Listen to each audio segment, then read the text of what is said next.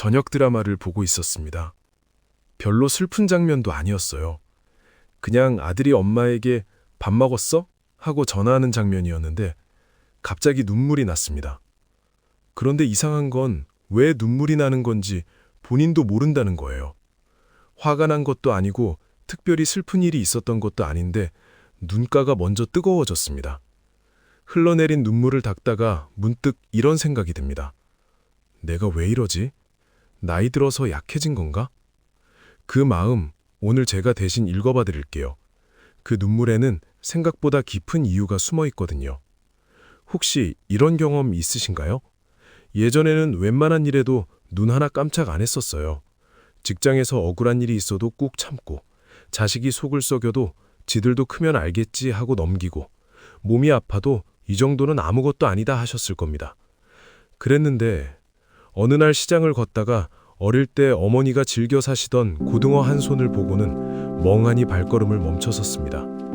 딱히 사려던 것도 아닌데 걸음을 멈춰선 채로 코끝이 시큰해져 옵니다.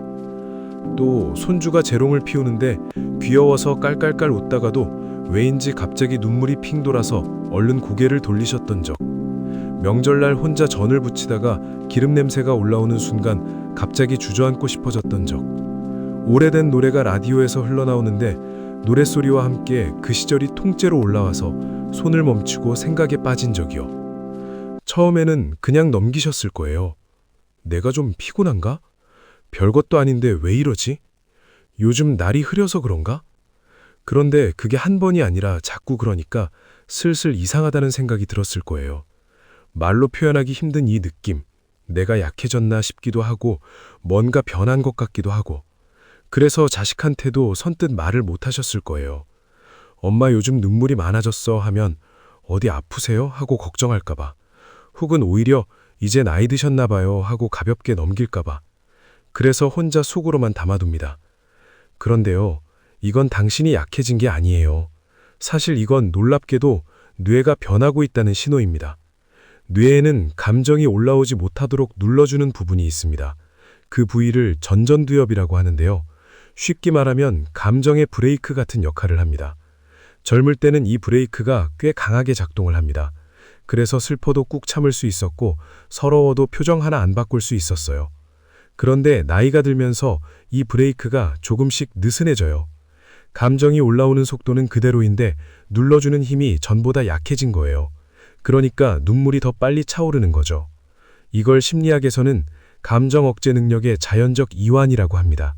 쉽게 말하면 평생 꾹꾹 눌러온 감정들이 이제야 숨구멍을 찾는 겁니다. 이상한 게 아닙니다. 오히려 자연스러운 거예요.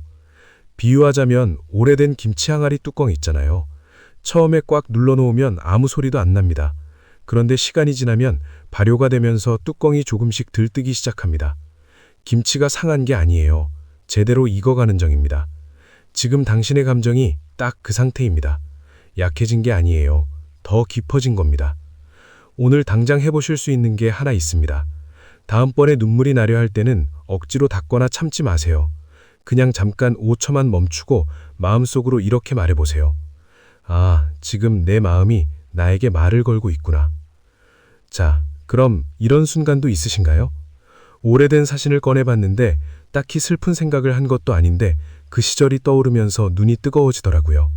젊은 날의 내 얼굴, 옆에 있던 사람들, 함께 밥 먹고 웃고 싸웠던 사람들, 지금은 어디 있는지 연락이 끊어진 분도 있고 먼저 가신 분도 있고 사진 속 얼굴들이 낯설게 느껴질 때 눈물이 나는 겁니다. 저 사람 지금 뭘 하고 있을까? 살아계시면 얼마나 되셨을까? 그런 생각을 하다가 눈물인지 뭔지 그냥 흘러내렸겠죠. 그게 슬픔인지 그리움인지 본인도 잘 모르셨을 거예요. 서운하지 않은 게 아니라 익숙해진 겁니다. 그 마음들을 너무 오래 눌러두셨거든요. 나이가 들면 뇌는 사건의 내용보다 그때의 느낌을 먼저 기억합니다. 그래서 사진 한 장만 봐도 그 시절의 냄새, 온도, 감정들이 한꺼번에 밀려오는 겁니다. 심리학에서는 이것을 감정 기억의 황화라고 해요. 쉽게 말하면 나이가 들면 기억을 꺼낼 때 단순한 사건 정보보다 그때의 감정과 의미가 먼저 떠오르는 거예요.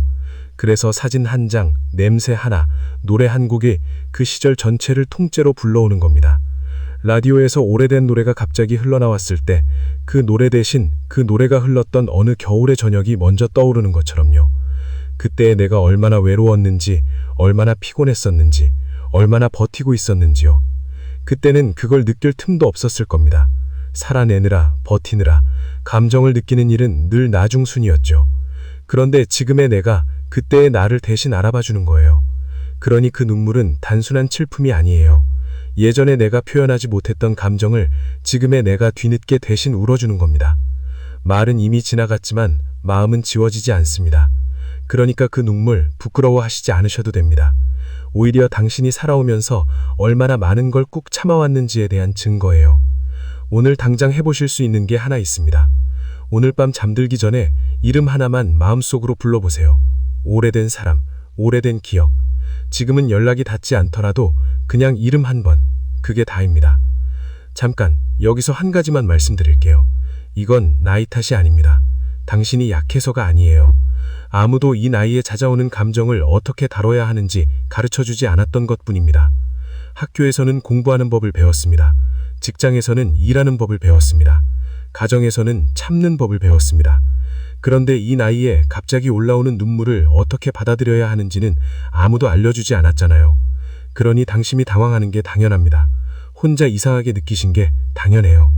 시장에서 갑자기 걸음이 멈췄을 때, 손주를 보며 눈물이 날 것 같았을 때, 혼자 밥을 먹다가 왜인지 목이 메었을 때, 당신만 겪는 이상한 일이 아닙니다. 지금 이 순간 숨 한 번 천천히 내쉬어 볼까요? 그런데요, 눈물이 많아지는 게 꼭 불편한 일만은 아니에요. 이상하게 들리실 수 있습니다. 그럼 눈물이 많아졌다는 게 좋은 일이냐고요? 네, 정말 그렇습니다. 많은 분들이 눈물이 많아지면 손해라고 생각하실 거예요. 뭔가 약해진 것 같고, 흐트러진 것 같고, 전보다 못해진 것 같죠. 그런데 꼭 그렇지만은 않습니다. 생각해 보세요. 젊을 때는 직장에서도 저 사람 앞에선 절대 눈물 보이면 안 된다 하셨댔죠. 아이들이 아파도 내 걱정보다 아이 걱정이 먼저였고, 남편이 힘든 말을 해도 나는 괜찮다고 하셨겠죠.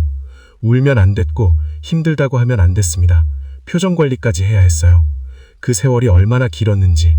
이제는 뇌가 이렇게 말합니다. 이제 좀 내려놔도 돼. 눈물이 나는 건 수십 년 동안 밀어두었던 마음이 숨구멍을 찾는 것과 같습니다. 오래된 시계 태엽 있잖아요.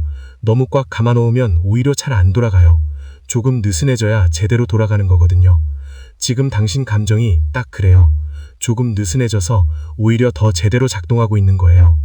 지금 당신의 눈물이 딱 그래요. 무너지는 증거가 아니라 오히려 더 온전해지고 있는 겁니다. 오늘 밤 해보실 수 있는 거 한 가지 알려드릴게요. 눈물이 났던 순간이 떠오르면 종이에 이렇게 한 줄만 써보세요. 거창하지 않아도 돼요. 오늘 드라마 보다가 눈물 났다. 그게 다예요. 그 한 줄이 내 마음을 하루에 한 번 알아봐주는 일이 됩니다. 그러면 이제 이런 생각이 드실 거예요. 그래서 어떻게 해야 돼요? 이 눈물을 어떻게 해야 하는 거예요? 그런데 사실 무언가를 해야 한다는 생각, 그게 오히려 감정을 더 무겁게 만들어요. 눈물이 나는 마음은 고쳐야 하는 문제가 아니에요. 그냥 그대로 괜찮아요. 아이가 울 때 우리가 그렇게 하잖아요. 울면 안 된다고 윽박 지르지 않고 그냥 옆에 앉아서 그렇구나, 힘들었구나 해주잖아요. 지금 당신도 당신 자신에게 그렇게 해주시면 됩니다. 울고 싶으면 울고, 서운하면 서운한 채로 있어도 돼요. 뭔지도 모르는 감정이라도 그대로. 그냥 5분만 그 감정 옆에 앉아보는 거예요. 굳이 해결하려 하지 말고요. 그게 사실 지금 당신한테 가장 필요한 거예요. 그리고 한 가지만 더. 그 눈물을 혼자 다 짊어질 필요는 없어요. 가끔은 가까운 사람한테 나 오늘 이상하게 눈물이 많이 나더라. 그 한마디만 해도 돼요. 설명 안 해도 돼요. 그냥 그 한마디, 그게 연결이에요. 처음에 말씀드렸던 그 장면 기억나시나요? 드라마에서 아들이 밥 먹었어? 하고 전화하는 장면. 눈물이 났던 그 순간. 이제는 그 순간을 조금 다르게 볼 수 있을 겁니다. 당신이 약해진 게 아니에요. 그만큼 오래 살아오면서 얼마나 많은 마음을 담아두었는지 이제야 그 마음이 당신에게 말을 걸고 있는 겁니다. 그러니 그 눈물 부끄러워하시지 않으셔도 됩니다. 그냥 잠깐 내가 이런 마음이었구나 하고 그렇게 알아봐 주시면 돼요. 그게 다예요. 오늘 눈물이 나려 했던 순간이 있었다면 댓글에 숫자 하나만 남겨주세요. 눈물이 난 순간이 있었다면 1, 요즘 자주 울컥한다면 2, 그 숫자 하나로 오늘 당신 마음 옆에 제가 잠깐 앉아 있을게요. 이 영상이 마음에 닿으셨다면 구독 버튼 한 번만 눌러주세요. 다음에도 조용하지만 오래 남는 이야기로 찾아뵙겠습니다.